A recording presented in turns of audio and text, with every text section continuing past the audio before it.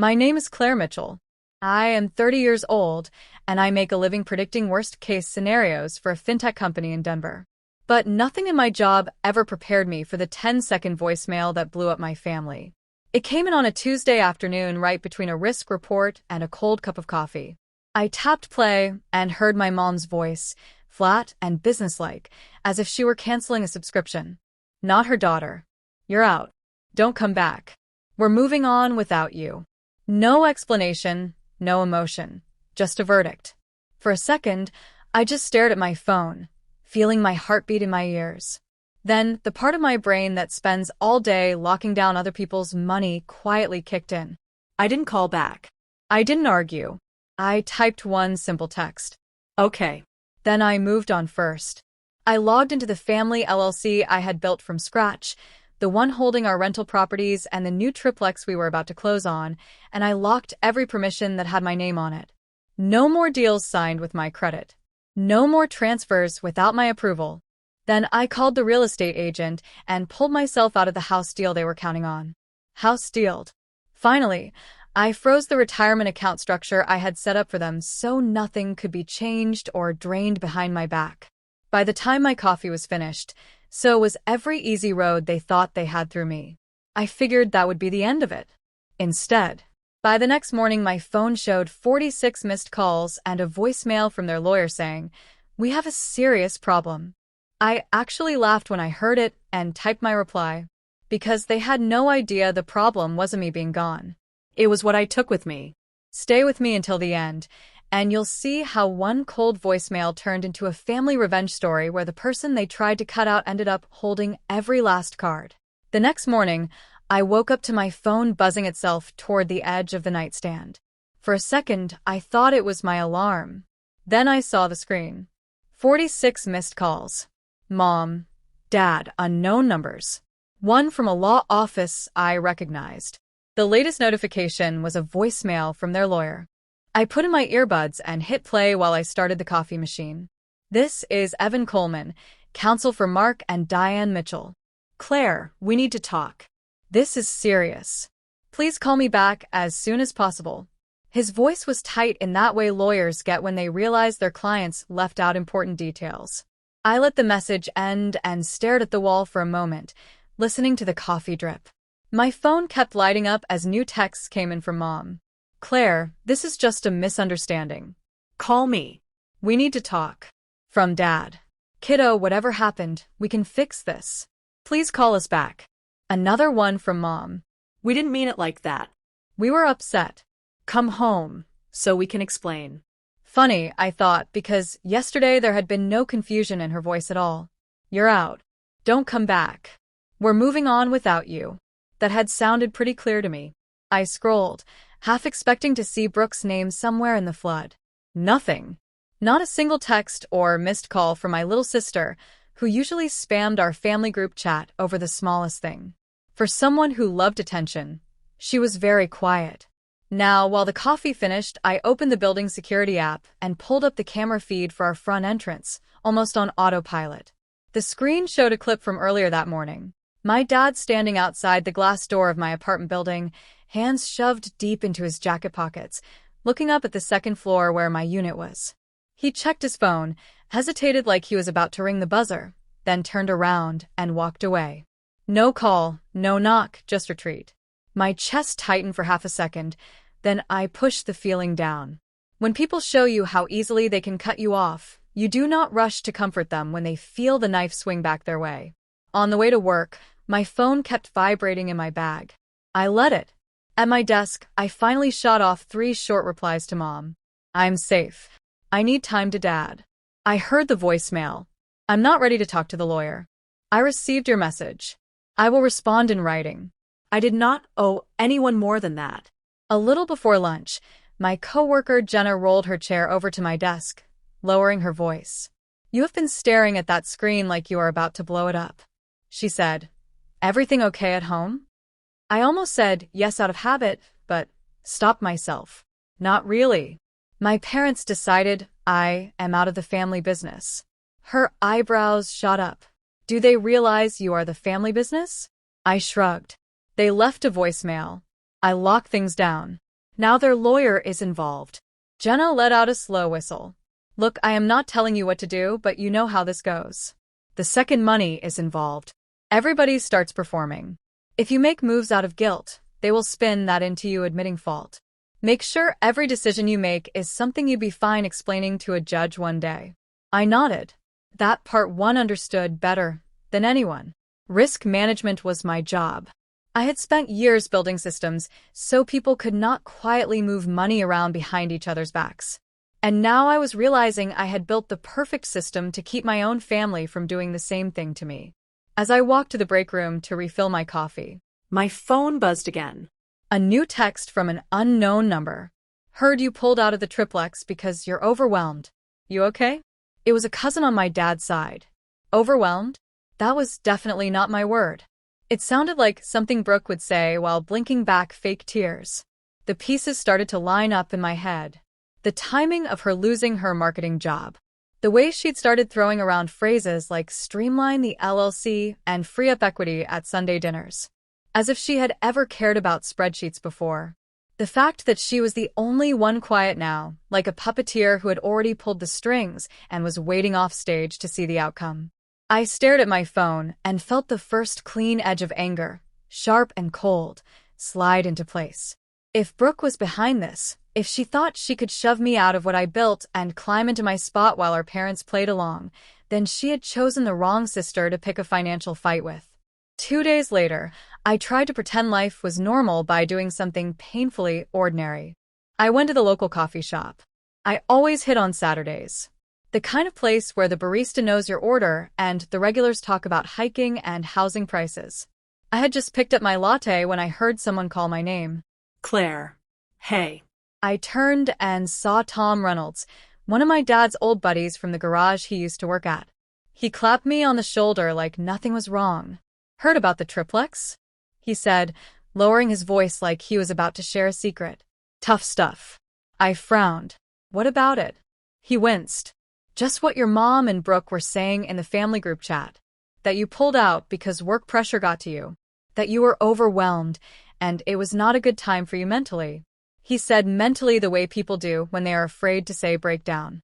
I felt my jaw tighten, overwhelmed. There it was again. I forced a smile, so tight it felt like it might crack. Yeah, well, you know how rumors travel, I said. Tom patted my arm, told me to take care of myself, and wandered off to the sugar station. I walked out of the shop before my face showed what I was really feeling. Outside in the cold Denver air, I pulled out my phone and scrolled back through my messages. Not one call from Brooke, not one text, but somehow she was comfortable telling extended family that I was too unstable to handle a house deal I had practically engineered. That was not just gossip. That was groundwork.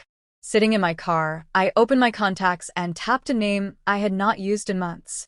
Daniel Hayes, the financial advisor who had helped me set up the original structure for our family LLC before my parents, under Brooke's influence, switched to someone newer and flashier. Daniel picked up on the second ring. Claire, this is a surprise, he said. Still keeping everyone out of trouble. Working on it, I said. I have a question. Has anyone tried to change ownership percentages in Mitchell Holdings LLC recently? There was a pause, the kind where you can hear someone sit up straighter. I've seen some draft documents float by, he said slowly.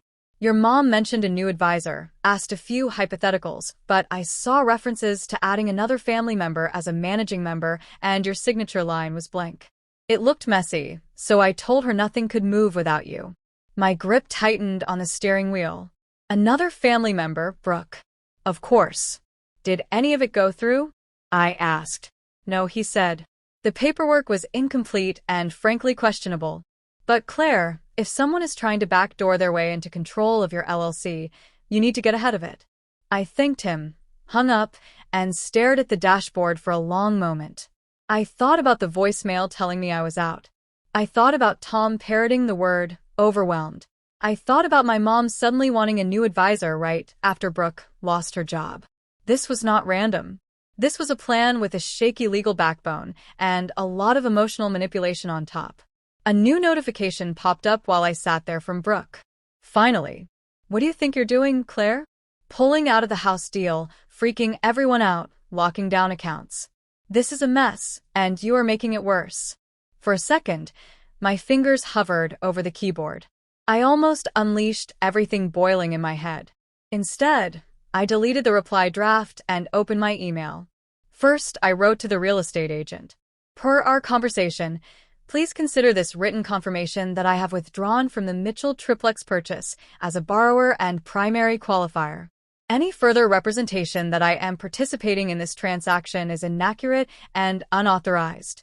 Then I asked for a formal cancellation notice to be sent to my parents, copying their lawyer. Next, I opened a new message. This time addressed to Brooke, but written like any other risk escalation I would send at work. Brooke, this email serves as formal notice that any attempt to alter ownership, signature authority, or financial structure related to Mitchell Holdings LLC, its associated properties, or retirement accounts without my written consent is unauthorized and may constitute fraud. Do not sign my name. Do not imply my approval. Any such action will be documented and shared with legal counsel. Claire Iyer. No yelling, no name calling, just facts and consequences. I sent it, then turned my phone face down on the passenger seat. By the time I drove home, my call log showed 6 more attempts from Mom, 3 from Dad, none from Brooke. At my apartment, I opened my laptop and started a new folder labeled Family Risk File. I dragged in screenshots of texts, the lawyer's voicemail, Daniel's notes, the email I just sent. Every move, every lie, every attempt to paint me as unstable was going in there. Because if Brooke was building a story where I was the problem, where I was the weak link to be cut out so she could slide in, then I was going to build a better story. One backed by timestamps and evidence. And I could not help wondering as I watched the files pile up on my screen how many families blow up like this because one person values the truth less than the role of victim they have been rehearsing their whole life. 3 days later, an unknown number flashed on my screen in the middle of a spreadsheet. I almost let it go to voicemail until I saw the firm name. This is Claire. Claire. This is Jason Liu, your parents' new financial advisor, he said. I just need to go over some discrepancies in the Mitchell retirement structure. That word made me sit up. He explained he'd been reviewing the LLC and retirement accounts and had seen draft forms adding Brooke as a co-trustee or managing member with my name referenced as approving changes, but no actual signature from me. To be clear, Jason, I have not approved anything. I said, I haven't signed a thing since the day, and I set it up. Jason sighed. I figured your family is under the impression you stepped away and that these changes are what you want. The word overwhelmed came up. From a compliance standpoint, I needed your confirmation. Treat every request as unauthorized unless you see my live signature. I told him, if someone claims otherwise, ask for written proof. You won't get any. After we hung up, my cousin Megan called. Are you okay? She blurted. Because the way Brooke has been talking, it sounds like you are falling apart. I asked what exactly Brooke was saying. That you pulled out of the triplex because of anxiety? That you hoard control of the LLC? That you threatened to cut Mom and Dad off financially, Megan said. Now she's posting about abusive power in families. None of that is true, I said. Megan lowered her voice. I didn't think so. It doesn't match the Claire who paid for their roof. I just wanted you to know what was being said. Thanks. Screenshot if you feel like it. Otherwise, don't feed her audience. We hung up. A second later, an email thread popped into my inbox. Subject Mitchell Triplex Purchase Update. It was from our agent Susan with my parents Brooke and Evan, the lawyer on copy. Quoted under her reply was Brooke's message. Susan, as we discussed, Claire has pulled out due to personal mental health struggles. We need to move forward without her. Please respect her limitations, Brooke had written, sounding so caring it made my skin crawl. Susan's actual reply was crisp. Thank you, Brooke. For liability, I'll need written confirmation directly from Claire, and we'll pause the file for now. I started typing before the anger softened. Y Susan, y bruta. Attached is my written withdrawal from 2 days ago and the pre-approval docs. I am not exiting due to mental health struggles. I am withdrawing because I no longer consent to my name, credit, or income being used under the current family circumstances. Any other description of my decision is inaccurate. Thanks for pausing the file. Claire, I copied Evan and Jason, attached everything proving I had been the driver from day one. Susan replied quickly to the smaller group story. For end, thanks for watching and subscribe.